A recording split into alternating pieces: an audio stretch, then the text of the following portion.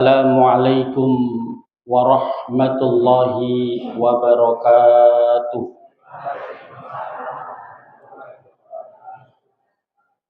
Alhamdulillahi rabbil alamin wal aqibatu lil muttaqin wala udwana illa 'alal zalimin. Nashhadu an la ilaha illallah al malikul haqqul mubin. Wa nashhadu anna Muhammadan abduhu wa rasuluh shadiqul wa'dil amin. Allahumma shalli wa sallim ala nabiyyina Muhammadin sallallahu alaihi wasallam wa ala alihi wa ashabihi ajmain, amma ba'd. Qala Allah ta'ala fi kitabihil karim, a'udzu billahi minasy syaithanir rajim. Ya ayyuhalladzina amanu taqullaha haqqa tuqatih wa la tamutunna illa wa antum muslimun. Wa qala Rasulullah sallallahu alaihi wasallam, ittaqillaha haitsu ma kunta wa atbi'is sayyi'atal hasanata tamhuha wa khaliqin nasa bi khuluqin hasanin. Bapak-bapak, ibu-ibu yang semoga dimuliakan oleh Allah Subhanahu wa taala. Alhamdulillah, pada kesempatan malam hari ini Allah Subhanahu wa taala masih memberikan kemudahan kepada kita, sehingga pada kesempatan yang berbahagia ini Allah Subhanahu wa taala hadirkan hati kita, hadirkan jasad kita di Masjid Alimun yang kita cintai ini. Tentu semuanya dalam rangka untuk mencari ridho Allah Subhanahu wa taala. Tidak ada keridhoan yang patut kita cari, yang selalu kita usahakan, kecuali ridhonya Allah Subhanahu wa taala. Dan semoga pada kesempatan yang berbahagia ini Bapak Ibu semuanya mendapatkan apa yang dijanjikan oleh Allah Subhanahu wa taala, yakni wazuhziha 'anil nar wa udkhilal jannah, dihindarkan dari siksa api neraka dan semoga dimasukkan ke dalam surganya Allah Subhanahu wa taala. Amin amin ya rabbal alamin. Salawat dan salam semoga tetap tercurah limpahkan kepada junjungan kita Nabi besar Muhammad sallallahu alaihi wasallam beserta para sahabatnya serta orang-orang yang senantiasa istiqamah di jalan ini sampai akhir hayat nanti, dan semoga kita dihitung ataupun dikategorikan masuk dalam umatnya Nabi Muhammad sallallahu alaihi wasallam. Karena banyak yang mengaku umatnya Nabi tapi tidak menjalankan sunnah-sunnahnya, tidak menjalankan perintah-perintahnya. Banyak yang mengaku pengikut Nabi tapi terkadang untuk bersolawat saja kita jarang kita lakukan. Mana bukti kita sebagai pengikut Nabi? Ya tentu kita sedang memperbanyak sholawat, terutama tadi ya hari Jumat, memperbanyak sholawat kepada Nabi Shallallahu Alaihi Wasallam, kemudian senantiasa menepati perintah-perintah Nabi Shallallahu Alaihi Wasallam. Bapak Ibu yang semoga dimuliakan oleh Allah Subhanahu Wa Taala, kabarnya pripun Bu? Sehat? Alhamdulillah sehat ya Bu ya. Tidak kurang satu apapun loh Bu. Rizkinya tambah napa kurang Bu? Alhamdulillah rizkinya tambah ya Bu ya. Alhamdulillah. Bapak rizkinya tambah napa kurang? Kurang. Alhamdulillah ya. Kalau kurang berarti perbanyak ya Bapak Ibu. Bapak Ibu yang semoga dimuliakan oleh Allah Subhanahu wa taala, memang terkadang rizki itu sesuatu yang kita cari, terutama terkait dengan uang. Ya. Saya hidup sudah 10 tahun, 15 tahun, 20 tahun Ustaz, tapi rizkinya nggih mboten tambah-tambah. Enten sing ngaten Bu? Enten. Biyen sampai saiki nggih sami. Hidupe ketoke kok mboten naik tingkat. Nah, terkait rezeki niki Bapak Ibu yang semoga dimuliakan oleh Allah Subhanahu wa taala, ada satu perdebatan. Perdebatan ini disampaikan oleh Imam Syafi'i yang memiliki guru Imam Malik. Jadi Imam Malik niku gurune Imam Syafi'i. Imam Syafi'i niki berdebat kali gurune, dan biasa debat antara murid dan guru niku biasa. Mboten usah dibuat istilahnya semacam wah ini enggak etis kalau debatnya tanpa ilmu. Apa yang diperdebatkan Bapak Ibu yang semoga dimuliakan oleh Allah Subhanahu wa taala? Yang diperdebatkan itu terkait dengan rezeki. Terkait dengan rezeki, baik itu berupa uang, baik itu berupa makanan. Imam Syafi'i berpendapat bahwasanya rezeki itu sesuatu yang harus diusahakan. Itu Imam Syafi'i. Sedangkan Imam Malik mengatakan, oh tidak, rezeki itu diantar oleh Allah. Nah, kita kaget, oh diantar oleh Allah Subhanahu wa taala. Datang sendiri kepada kita. Lah Ustaz, berarti Imam Malik ngajari kita malas? Oh enggak. Beliau ada dasarnya. Perdebatan ini tidak selesai. Sampai pada akhirnya Imam Syafi'i pun izin kepada gurunya, wahai guru, aku mau pergi keluar. Mau cari angin atau mungkin hanya sekedar untuk melepas kepenatan ketika habis belajar. Maka Imam Syafi'i pun keluar, beliau terus berjalan di tengah-tengah jalan. Itu beliau menemukan ada sekelompok orang yang sedang memanen anggur. Dan kebetulan Imam Syafi'i ini lagi pengen makan anggur. Maka biasa Bapak Ibu kalau kita pengen ya makan anggur tanpa harus membeli, biasanya apa yang dilakukan Bapak Ibu? Membantu. Kalau saya zaman kecil waktu di sana Bu di Brebes, ingatan ketika saya pengen makan semangka pas ada orang panen, itu kita bantu. Pak, aku tak ngerewangi nggih, monggo. Ngerewangi sampai selesai, kemudian setelah selesai kita dibagi satu-satu semangkanya. Begitu pula Imam Syafi'i. Beliau pun izin untuk membantu. Setelah selesai, maka diberilah ya setangkai anggur untuk Imam Syafi'i. Maka beliau mengatakan, alhamdulillah. Inilah bukti bahwasanya rizki itu diusahakan. Dia keluar rumah membantu orang, akhirnya dapat anggur. Akhirnya dia pulang, Pak. Pulang ke rumah gurunya dan ingin menunjukkan bahwasanya pendapat beliau itu benar. Pendapat beliau ini benar.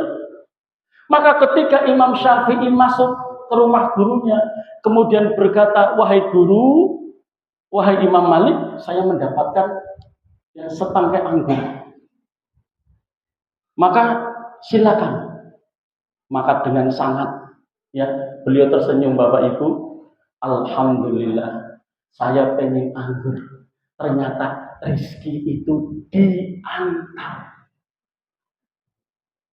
Iya, Imam Malik tidak keluar rumah, tapi beliau pengen anggur, dapat anggur.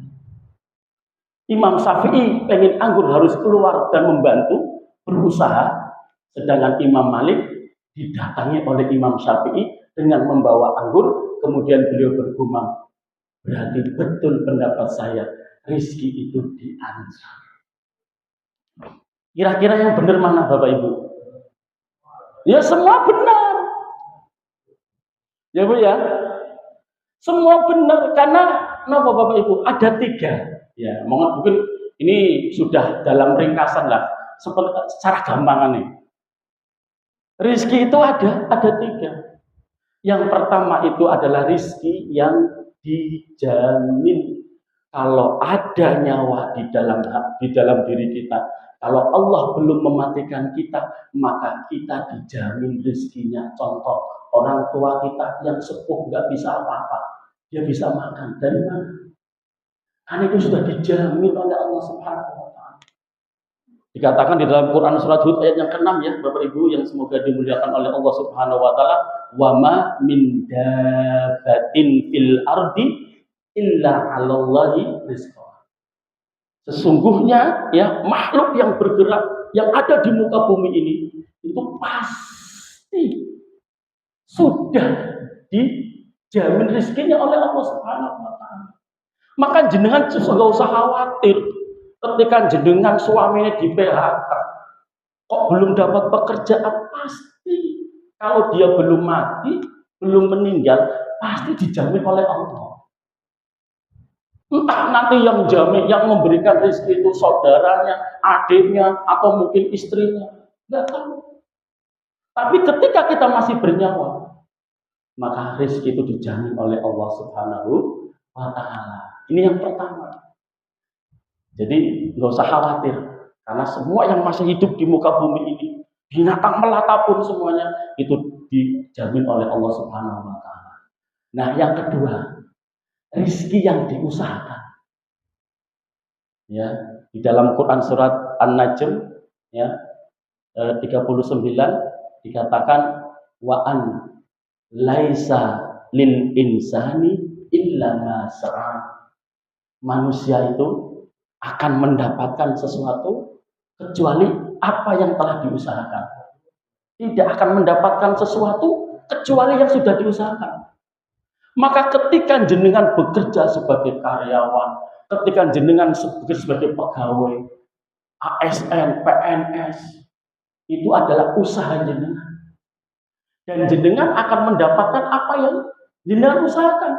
PNS golongan 2A ya gajinya sekian, jenengan buruh pabrik di gaji UMR.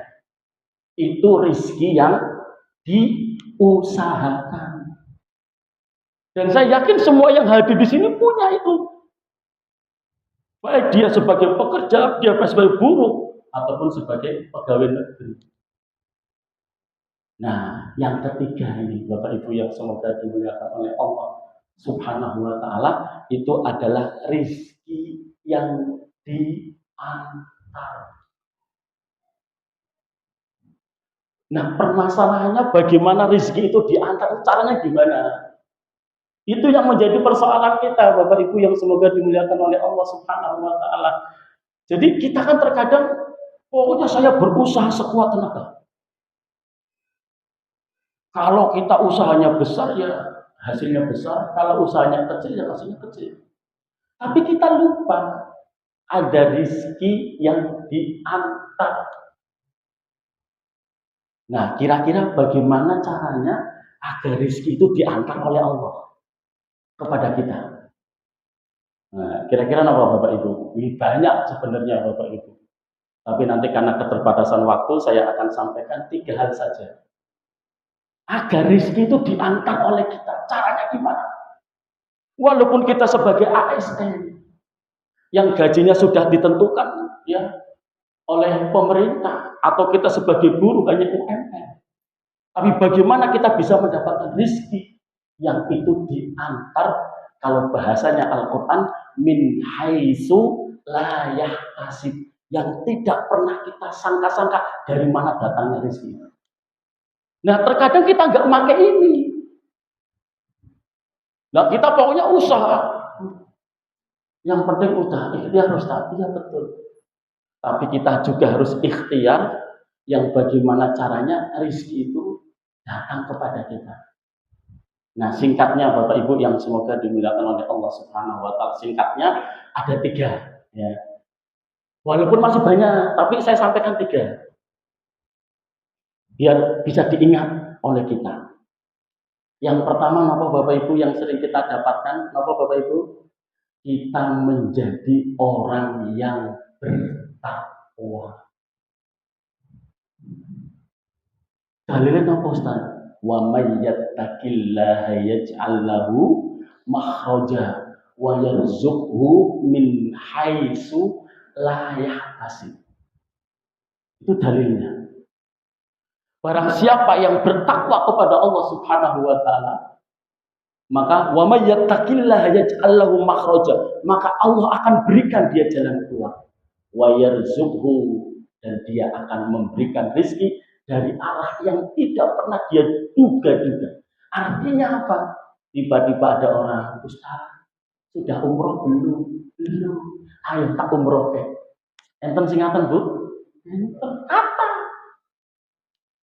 Ustaz, ini ada rezeki. Mungkin dari zakatnya atau sedekahnya. Itu kenapa? Karena kita bertakwa kepada Allah Subhanahu wa taala. Lah terus bagaimana ciri orang yang bertakwa itu, Ustaz? Atau kita coba lihat diri kita, sudahkah kita menjadi orang yang bertakwa? Kira-kira sampun apa dereng, Bu? Sudah, Ustaz. Semua yang Allah perintahkan saya lakukan. Pak, pun takwa dereng, Pak. Sampun, Ustaz. Salat 5 waktu, Pak. Pak, sampun dereng, Pak, takwa. Sudah, Ustaz, sudah puasa. Kan puasa kutiba alaikumusiyam kama kutiba alal ladzina min qablikum la'allakum tattaqun. Sudah menjadi orang bertakwa karena melaksanakan puasa. Tapi sudahkah kita memiliki indikator sebagai orang yang bertakwa? Ya, kalau sahabat Nabi ada 4 kriteria kita disebut sebagai orang yang bertakwa, Ibu Bapak. Monggo kita lihat diri sendiri, jangan lihat orang lain. Ya, Jawa Ibu ya. Insyaallah barakallahu. Kita lihat diri kita dengan 4 ciri ini. Kalau kita sudah memiliki 4 ciri ini, Bapak Ibu, berarti kita sudah mendekati atau ya mungkin sudah menjadi orang yang bertakwa. Yang pertama apa Bapak Ibu? Yang pertama itu al-khaufu bil jalil. Takut kepada Allah. Itu ciri orang yang bertakwa. Jadi kalau Bapak Ibu kemanapun pergi, kemanapun Bapak Ibu bekerja, itu selalu al-khaufu bil jalil. Takutnya sama Allah Subhanahu wa taala, bukan sama manusia, bukan sama orang lain.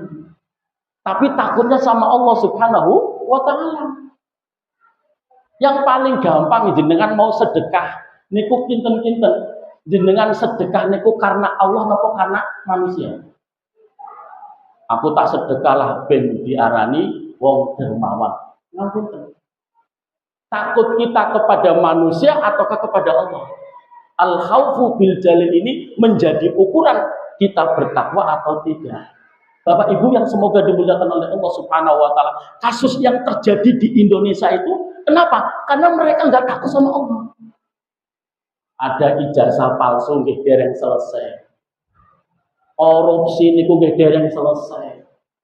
Kenapa Bapak Ibu? Karena mereka takutnya bukan sama Allah. Takutnya sama pengadilan, takut sama KPK. Nggak takut sama Allah. Kalau kita takut sama Allah, dimanapun berada kita, pasti kita akan terhindar dari berbuat maksiat.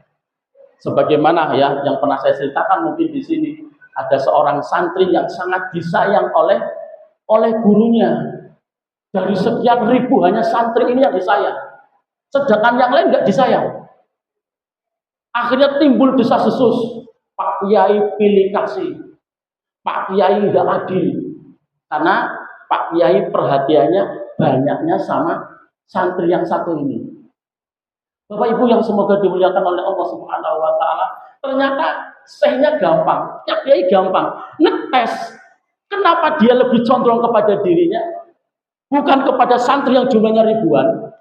Karena santri ini memiliki satu keistimewaan. Napa Bapak Ibu? Ya akhirnya santri ini, semua santri dikumpulkan di lapangan, kemudian dikasih ya burung merpati, kemudian setiap orang dikasih pesok sama satu burung merpati, disuruh untuk menyembelih dengan satu syarat. Apa Bapak Ibu? Tidak boleh ada yang tahu. Ketika menyembelih tidak boleh ada yang tahu. Dan subhanallah Bapak Ibu, dari sekian ribu santri, semua ketika itu menyebar, ada yang pergi ke gua, ada yang pergi ke kolong ranjang, ada yang pokoknya dia menyembelih agar tidak ada orang yang tahu. Tapi santri satu ini luar biasa Bapak Ibu. Ketika dia mau menyembelih, dia ingat, Allah Maha Tahu, Allah Maha Melihat. Kalau saya berbohong, saya takut sama Allah Subhanahu wa Ta'ala. Akhirnya, ketika orang santri semua sudah berkumpul, tinggal satu santri ini yang tidak bisa menyembelih merpatinya. Burungnya nggak bisa disembelih. Kemudian ketika kumpul, mereka sangat bangga. Kenapa? Dia bisa menyembelih burung yang diberikan oleh kiainya, kemudian ya bisa menyembelihnya tanpa ada orang yang tahu. Kemudian semua kumpul, ditanya, sudahkah semua menyembelih? Sudah. Santri yang satu ini yang disayang itu datang dengan wajah yang sedih. Wahai kiai, saya belum bisa menyembelih burung yang Pak Kiai berikan. Kenapa? Pak Kiai, ketika saya pergi ke gua, tidak ada orang satupun. Tapi saya tahu Allah Maha Melihat. Allah Maha Mengetahui. Saya takut ketika menyembelih, ada Allah yang tahu. Maka saya nggak jadi menyembelih, karena kan pesan Pak Kiai. Menyembelih, jangan sampai ada yang tahu. Tapi ada Allah yang tahu. Ini salah satu contoh Bapak Ibu. Kalau orang takut sama Allah, insya Allah korupsi gak akan terjadi. Ketika korupsi itu terjadi karena tidak adanya keyakinan bahwasanya Allah itu Maha Melihat. Nah ini problemnya. Ya sebagaimana ketika Umar Ibnul Khattab bersama dengan rombongan, di situ ada pengembala kambing. Ya, yang mana pengembala kambing ini ya usianya masih kecil, usia sekitar 10 tahunan. Kemudian Umar bin Khattab mengatakan, wahai bocah, wahai pengembala, sudah kamu berikan kambingmu satu saja, karena kamu ada ribuan kambing, insya Allah majikanmu nggak tahu. Tapi apa kata anak tadi? Aina Allah, di mana Allah? Nah, ini indikatornya Bapak Ibu. Kalau ada suami kok punya gaji, gajinya dibagi menjadi 3. Ada duit nakal, ada duit lanang, ada duit wedok. Oh, hati-hati Bu. Enten teng mriki mboten? Oh, mboten enten nggih, alhamdulillah. Jadi istrinya nggak tahu dia punya gaji sekian. Hati-hati, terkadang kita bojo kurang ngerti. Wis tak gunakan. Nah, saya baru tahu ada namanya uang nakal Bu katanya. Maka ibu-ibu nyuwun sewu, suami ini ditanya, Mas, gaji piro to sebenarnya? Jangan-jangan ada uang lanang, ada uang nakal. Ditanya ya Bu ya, biar jujur Bu ya. Kalau suami nggak takut sama Allah, pasti dia akan berbuat yang semena-mena. Alhamdulillah.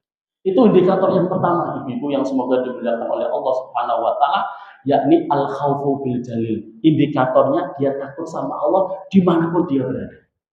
Maka ketika ada adzan berkumandang, karena dia takut sama Allah. Kalau dia nggak pergi ke masjid, berarti dia melanggar perintah Allah. Maka dia segera untuk pergi ke masjid. Itulah orang yang takut sama Allah. Mau berbuat maksiat, takut sama Allah. Karena nanti diadab oleh Allah Subhanahu. Maka indikator yang pertama, monggo, ini sudah punya enggak kita al-khawfu bil jalil, takut kepada Allah Subhanahu wa Ta'ala. Kemudian yang kedua Bapak Ibu, indikator yang kedua adalah wal amalu bitanzil. Orang ini, orang yang bertakwa ini, ketika dia selalu berusaha, ketika melakukan sesuatu ibadah, itu pasti landasannya Al-Quran dan As-Sunnah. Wal amalu bitanzil. Tambah satu lagi, ijma para ulama. Kalau enggak, ibadah pakai caranya sendiri. Hati-hati. Banyak orang sekarang ibadah pakai caranya sendiri-sendiri. Bahkan mengatakan sholat itu bukan seperti yang kita lakukan saat ini. Kan lucu.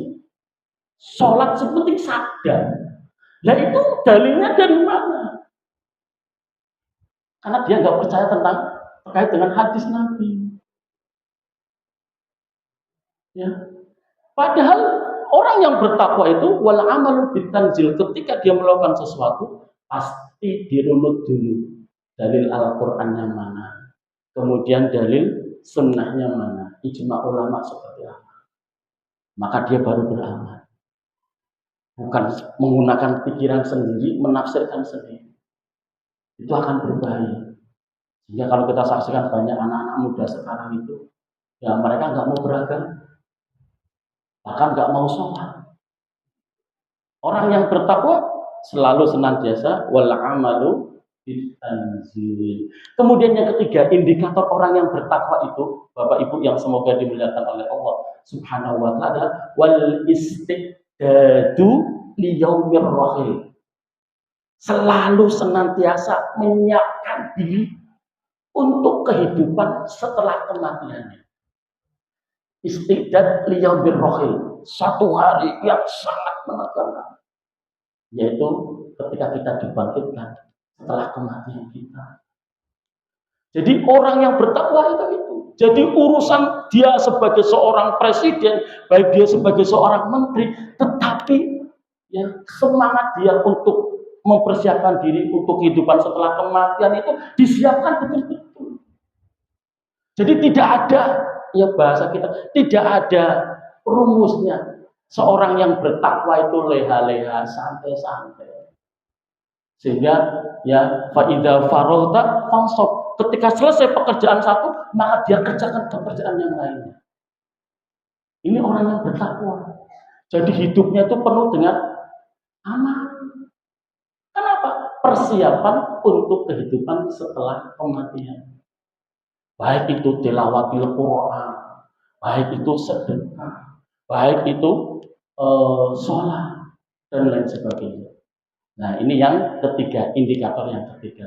Kemudian indikator yang keempat, Bapak Ibu yang semoga dimuliakan oleh Allah Subhanahu wa taala, orang yang bertakwa itu adalah orang yang waridho ar-ridho bil qalil atau wal qanaatu bil qalil. Ridho dengan sesuatu yang datang kepada dia walaupun jumlahnya enggak banyak, walaupun jumlahnya sedikit. Wal qanaah, merasa cukup dengan yang sedikit. Harta yang Allah berikan kepada dia selalu dia syukuri. Inilah orang hebat, Pak. Bahkan saya tuh mendapatkan ya, ada 10 cara menjadi orang sukses. Itu nomor 1, selalu bersyukur. Walaupun kena musibah, selalu bersyukur. Contoh nih, dengan tabrak motor, dia innalillahi wa inna ilaihi rajiun. Ternyata motornya rusak, tapi yang numpak, yang naik masih hidup. Kita bisa bersyukur, alhamdulillah, saya masih diberikan umur yang panjang. Jadi selalu di setiap musibah dia bisa bersyukur. Ketika mungkin kita kehilangan motor, alhamdulillah motornya hilang, alhamdulillah motornya yang hilang, imannya masih ada. Itu harusnya. Jadi di balik musibah-musibah itu kita sempat bersyukur. Itulah disebut dengan al-qanaatu bil qalil. Merasa cukup dengan apa yang terjadi pada diri kita walaupun mungkin berkurang harta kita. Atau warido, ya ridho dengan musibah yang terjadi pada kita. Itu ciri apa Bapak Ibu? Ciri orang yang bertakwa. Yang pertama apa Ibu? Bapak? Halo. Bertakwa kepada Allah. Hah? Takut kepada Allah. Yang kedua apa Bu? Beribadah wal amalu bitanzil, beribadah dengan ya Al-Qur'an dan As-Sunnah. Yang ketiga, menyiapkan diri untuk kehidupan setelah kematian. Yang keempat, merasa cukup. Masya Allah. Kalau ini ada pada diri kita empat-empatnya ini, insya Allah kita kategori orang yang bertakwa. Nah, monggo diirsani ya, dilihat diri kita. Kita sudah sampai pada makom itu atau belum? Jangan-jangan untuk tahajud saja Ustaz, ya Allah, tahajud itu susahnya luar biasa. Untuk baca Quran one juz itu pun susah Ustaz. Nah, kalau kita diperintahkan iqra'ul Quran, fa innahu ya'ti yaumal qiyamah syafi'an li ashabihi. Bacalah Al-Quran karena Al-Quran akan datang pada hari kiamat untuk para pembacanya. Kita masih malas baca Quran. Padahal itu perintah Rasulullah. Nah, maka ini menjadi evaluasi Bapak Ibu yang semoga dimuliakan oleh Allah Subhanahu wa taala.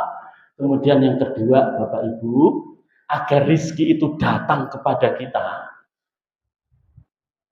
ada rizki mendatangi kita, rizki diantar kepada kita, itu yang kita lakukan adalah memperbanyak istighfar. Itu dalilnya jelas. Faqul tastaghfiru rabbakum innahu kana ghaffara yursilis samaa 'alaikum midrara wa yumdidkum bi amwalin wa banin wa yaj'al lakum jannati wa yaj'al lakum anhar. Faqul tastaghfiru Nuh, ini surat Nuh tapi saya lupa ayatnya. Ya, ayat berapa? Tapi Quran surat Nuh kalau nggak salah.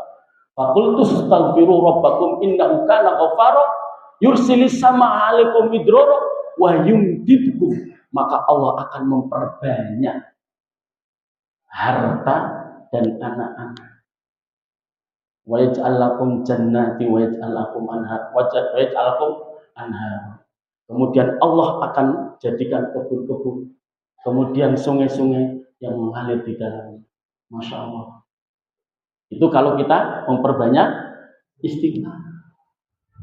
Di dalam hadis Nabi, Bapak Ibu yang semoga dimuliakan oleh Allah Subhanahu wa taala, man aktsarul istighfar, man lazimal istighfar.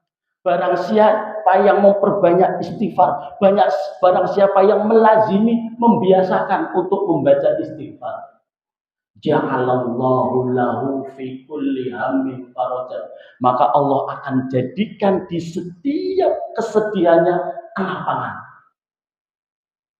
Wa min kulli dikin farajan, kemudian di setiap kesulitan itu ada jalan keluar. Kemudian wa razaqahu min haitsu la yahtasib, kemudian Allah Subhanahu wa taala akan memberikan rizki min haitsu la yahtasib, dari arah yang tidak pernah kita sangka-sangka.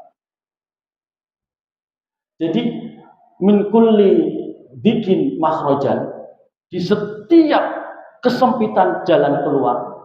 Kemudian warazaqahu, Allah akan memberikan rizki dari arah yang tidak pernah ia sangka-sangka. Bapak Ibu, itu syaratnya apa? Man aksaro, memperbanyak istighfar. Man lazima, membiasakan diri membaca istighfar. Lah, terkadang kita istighfar pun kadang-kadang susah gitu Bapak Ibu ya. Wong ba'da salat astagfirullah astagfirullah astagfirullah, itu kadang-kadang luput. Ya. Coba kalau kita bisa istighfar ba'da salat 3 kali. Dikali 5 berapa Bu? 15. Saya pernah mungkin menyampaikan di sini. Tapi terkadang susah. Padahal Rasulullah SAW selalu beristighfar. Itu lebih dari 70 kali. Ada yang mengatakan 100 kali. Itu Rasulullah. Lah kita terkadang susah untuk istighfar. Padahal itu akan menarik. Akan rezeki itu bisa mendatangi kita. Karena ayatnya hadisnya jelas, wa razaqahu min haitsu la yahtasib. Dengan kita memperbanyak istighfar, maka rezeki Allah itu akan datang kepada kita. Nah, monggo Bapak Ibu ya, istighfar itu satu kalimat yang terkadang itu mungkin sesuatu yang remeh bagi kita. Kalau kita astagfirullahaladzim, astagfirullahaladzim, itu kan sebenarnya mudah, tapi terkadang sulit untuk kita lakukan. Kenapa Bapak Ibu? Karena saking kotornya hati kita. Hati kita kotor, sehingga untuk beristighfar itu sulit sekali. Padahal kalau kita istighfar sedikit demi sedikit, dosa kita akan terhapus, sehingga hati kita menjadi bersih. Ketika hati bersih, Bapak Ibu, maka rezeki itu akan mudah. Ibaratnya kalau kita punya ATM, kalau ATM-nya reget, itu biasanya kalau dimasukkan sulit, sehingga duitnya nggak bisa diambil. Ataupun keluar nanti sulit, nggak bisa diambil ATM. Itu ibaratnya kalau kita jarang beristighfar. atau nggak mau istighfar. Bahkan Bapak Ibu itu saya itu kalau sudah tak biasakan, kalau naik motor pergi ke tempat kerja itu yang saya lafalkan itu adalah istighfar. Kenapa? Karena istighfar itu juga bisa menjadikan kita terhindar dari musibah. Itu gara-gara istighfar. Itu banyak sekali contoh. Ya, banyak sekali contoh bahkan di dalam buku yang berjudul At-Tadawi bil Istighfar. Itu dijelaskan bahwasanya di situ dikisahkan ada seorang penjual, Bapak Ibu, wong dodolan. Ya, wong dodolan barang-barang rumah tangga. Itu dia jam 10 buka lapak, itu tidak ada yang beli. Jadi orang cuma lihat. Tapi ketika itu dia ingat bahwasanya dulu dia pernah mendengar salah satu syekh itu memberikan tentang fadilah istighfar. Maka orang penjual ini langsung astagfirullahaladzim, astagfirullahaladzim, astagfirullah. Dia tidak kurang dari 1 jam dia beristighfar. Di dalam buku itu dijelaskan, maka dagangannya itu banyak yang mendatangi. Bahkan ya tidak kurang dari 1 jam itu barang sudah habis sebelum waktu duhur datang. Bisa babi istighfar. Disebabkan karena istighfar dia. Ya, ini ya yang kedua, yang terakhir Bapak Ibu yang semoga dimuliakan oleh Allah Subhanahu wa taala, kalau kita ingin rezeki kita itu mendatangi kita atau diantar ke kita, maka perbanyaklah bersedekah. Loh Ustaz kok sing telu kok katanya abot Ustaz? Enggak, mudah. Kalau kita tahu konsepnya. Karena di dalam hadis Nabi dijelaskan mana kosong malu abdin min shadaqah. Tidak akan berkurang rezeki yang disedekahkan, harta yang disedekahkan.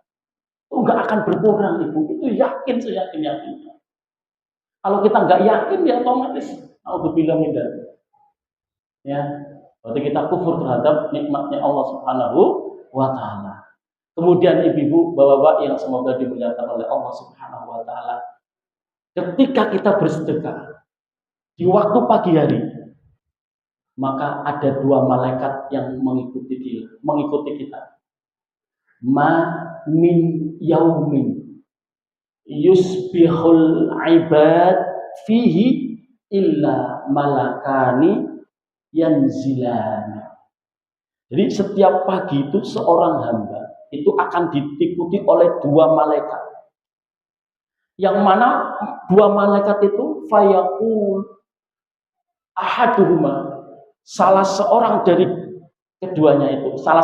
keduanya itu berdoa, Allahumma a'ti munfiqan. Ya Allah, berikan ganti kepada orang yang senantiasa di pagi harinya bersedekah. Allahumma a'ti munfiqan khalafan. Jadi ketika kita di waktu pagi bersedekah, dan saya mendapat beberapa penjelasan dari para asatid itu, ya ternyata ya itu memang betul-betul sedekah. Ya walaupun ada yang mengatakan itu adalah nafkah yang diberikan seorang ayah kepada keluarganya, laki-laki kepada keluarganya, itu masuk dalam hadis ini. Walaupun tetap ya kita secara memberikan sedekah di waktu pagi itu bisa mungkin memasukkan kotak Rp2.000, Rp10.000 setiap hari. Maka di situ kita akan mendapatkan doa malaikat yang akan diganti yang lebih baik.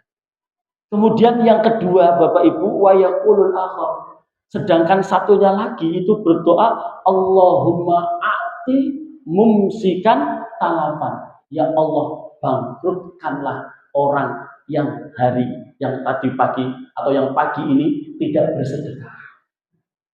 Coba, jenengan selalu setiap hari kalau nggak sedekah didoakan bangkrut. Yang doa itu malaikat. Ya, maka Bapak Ibu yang semoga dimuliakan oleh Allah Subhanahu wa taala, maka mari Bapak Ibu ya 3 hal ini, dan sedekah itu Bapak Ibu itu ada namanya the power of given, ya, kekuatan ketika kita memberi. Di dalam riset-riset terkini Bapak Ibu, kalau kita suka memberi, itu akan menyebabkan munculnya atau meningkatnya hormon. Maka kalau jenengan sedekah itu kira-kira jenengan merasa bahagia apa mboten Bu? Kalau habis sedekah pasti kan bahagia. Itu karena di dalam diri kita keluar namanya hormon dopamin, hormon kebahagiaan. Ya, hormon kebahagiaan. Maka nggak mungkin kalau orang habis menyerahkan duit untuk kurban, kok diambil semut, nggak mungkin. Kalau dia merengut berarti ada yang salah. Ada yang salah. Tapi setiap orang berkurban, setiap orang bersedekah, pasti setelah sedekah dia akan menjadi bahagia. Kenapa? Karena hormon dopaminnya muncul. Dopamin, hormon kebahagiaan. Ada lagi yang namanya hormon oksitosin, hormon cinta. Ya. Jadi semakin kita memberi itu semakin akan menumbuhkan rasa cinta. Ada namanya lagi hormon ketenangan. Monggo Bapak Ibu yang semoga dimuliakan oleh Allah Subhanahu wa taala, ini 3 hal yang kalau kita ingin rezeki itu mendatangi kita. Napa yang pertama Ibu? Napa Bu? Bertakwa. Bapak yang kedua napa? Beristighfar. Yang ketiga napa? Bersedekah. Monggo itu direnungkan, dipahami, kemudian diamalkan. Semoga rezeki itu akan mendatangi kita. Kita tetap usaha.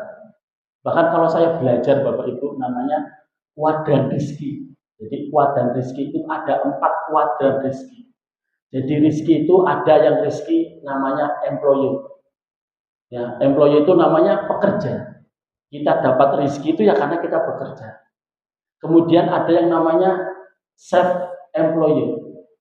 Itu kita menjadi seorang misalkan profesional. Jadi seorang ahli IT, menjadi seorang trainer, menjadi seorang ahli listrik dan lain sebagainya.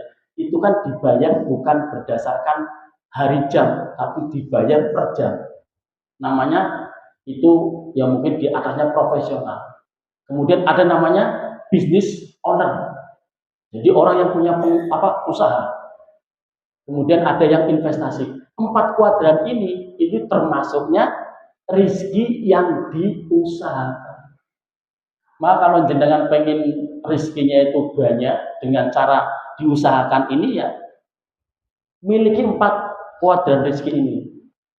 Tapi terkadang kita cuma satu lah, jualan saja Ustaz. Kita jarang mau investasi, jarang mau buka usaha perusahaan. Kalau bisnis owner kan kita jadi bosnya, ya kemudian yang bekerja adalah karyawan kita. Maka ketika itu kita bisa lakukan, maka kita akan jadi orang kaya. Tetapi jangan lupakan yang ketiga ini, rezeki yang diantar. Sehingga kalau kolaborasi antara rezeki yang dijamin, rezeki yang diusahakan, rezeki yang diantar, maka itu akan menjadi kekuatan yang sangat luar biasa. Rezeki kita menjadi rezeki yang berkah. Demikian Bapak Ibu yang semoga dimuliakan oleh Allah Subhanahu wa taala yang bisa saya sampaikan pada kesempatan malam hari ini, dan saya mengingatkan Bapak Ibu, ini sebentar lagi mau masuk bulan Dzulhijjah. Ya, ada amalan yang sangat luar biasa, monggo ya dilazimi. Yang paling luar biasa Bapak Ibu, karena Dzulhijjah itu termasuk kategori arba'atul hurum. Al-hurum itu artinya maknanya 3. 1, al-hurum itu mulia.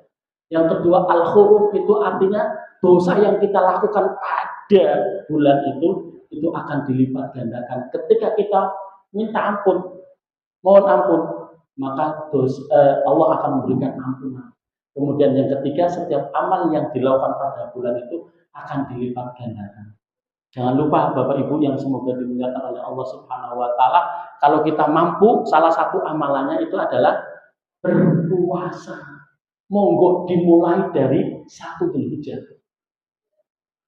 Wah berat no Ustaz 9 hari. Enggak berat. Insya Allah kalau jenengan niat hari ini, ya Allah mudahkan aku untuk bisa puasa dari sejak tanggal 1 sampai tanggal 9. Insya Allah dimudahkan oleh Allah Subhanahu wa Ta'ala. Karena pahalanya Bapak Ibu, para sahabat Nabi, qalu ya Rasulullah walal jihad fisabilillah. Ya Rasulullah, apakah amal di 10 hari pertama di bulan Dzulhijjah itu jika dibandingkan dengan jihad fisabilillah, apakah beramal di 10 hari pertama di bulan Dzulhijjah itu lebih baik? Ya, walal jihad fisabilillah. Tidak juga jihad fisabilillah. Illa kecuali rajulun kharaja binafsihi wa malihi, kecuali seorang laki-laki yang keluar untuk berjihad di jalan Allah dengan dirinya dan hartanya, kemudian walam yarji, dia tidak kembali, maka itu baru bisa mengalahkan amalan 10 hari pertama di bulan Dzulhijjah. Jadi jihad yang begitu luar biasa, di luar usaha, amalan yang paling tinggi dalam Islam itu kalah dengan amalan 10 hari pertama di bulan Dzulhijjah. Maka monggo puasa ini menjadi amalan terpenting. Ya, semoga kita bisa mengamalkannya sehingga nanti kalau ada perbedaan pendapat Bapak Ibu, itu kita bisa mendapatkan tanggal yang 9 itu. Alhamdulillah mungkin tahun ini nggak ada perbedaan. Ya, kalau saya lihat tanggalan. Tapi kalau lihat suasana politik ya wallahu a'lam bishawab ya Bapak Ibu. Kita nggak bisa menerka-nerka. Nanti tinggal nunggu pengumuman pemerintah. Demikian Bapak Ibu, semoga bisa bermanfaat dan semoga kita selalu diberi kemudahan oleh Allah untuk melakukan amal-amal ibadah yang itu akan menghantarkan kita kepada keridhaan Allah Subhanahu wa taala. Wallahu a'lam bishawab. Tutup dengan doa kafaratul majlis. Subhanakallahumma wa bihamdika asyhadu an la ilaha illa anta astaghfiruka wa atubu ilaik.